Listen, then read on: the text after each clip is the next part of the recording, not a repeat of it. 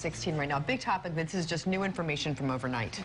And this information, I mean, it's shocking. Every 66 seconds, someone in the United States develops Alzheimer's disease. So there's a just-released report that shows the numbers of Alzheimer's-related deaths have doubled in the past 14 years. And we're joined right now by an expert and a person that is living with this condition right now. So we have Dr. Carol Lippa of Thomas Jefferson University and with the Alzheimer's Association Board. She's here along with Jeff Borghoff.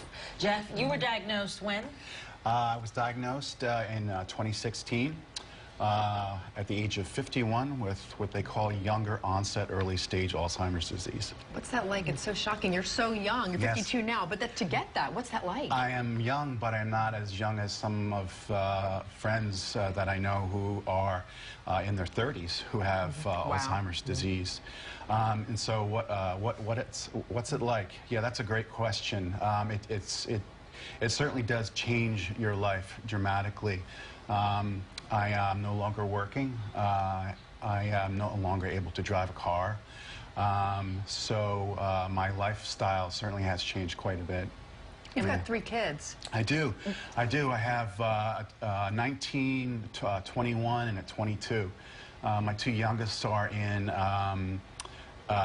college. And my son just graduated from boot camp, National Guard. Oh, that's congratulations. Yeah, serving our country. Yeah. But what has this been like for your family? Because we know that Alzheimer's, it doesn't just affect one person, it affects the caregivers, the family. It's most certainly. I actually live in my house with my mother and father.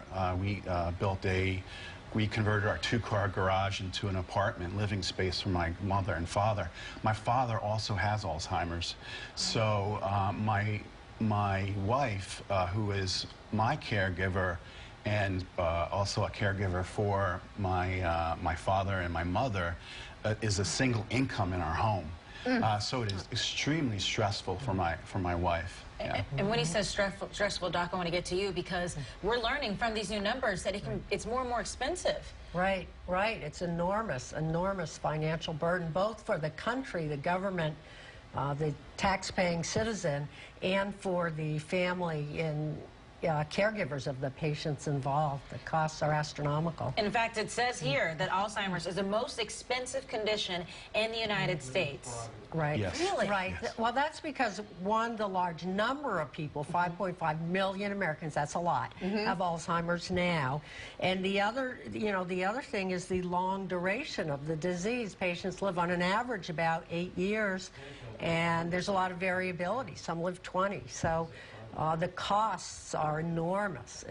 So what's the future? Some of these numbers can be depressing when we see how many people are getting diagnosed with this. And the amount of deaths, they've nearly doubled in 14 years. It is good.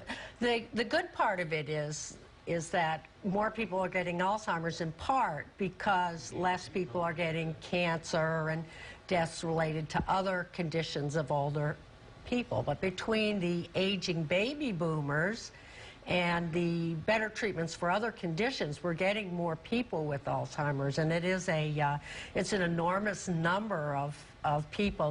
The good news is that we understand the biology of the disease, and we do have interventions in clinical trial stages that may help to reduce the burden by delaying onset or slowing progression of the disease. So. And this is why it's so important that we have these fundraising events and we try to raise money to continue that research. Absolutely. The Alzheimer's Association, #1 nonprofit for research in Alzheimer's.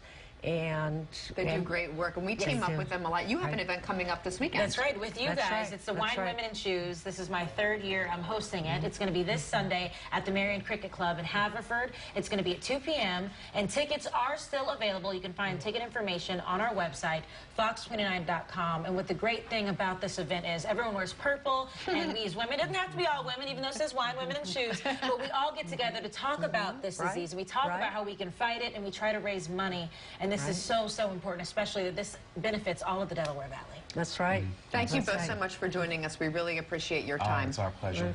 Thank you so much. Good. Thank you for explaining these new findings.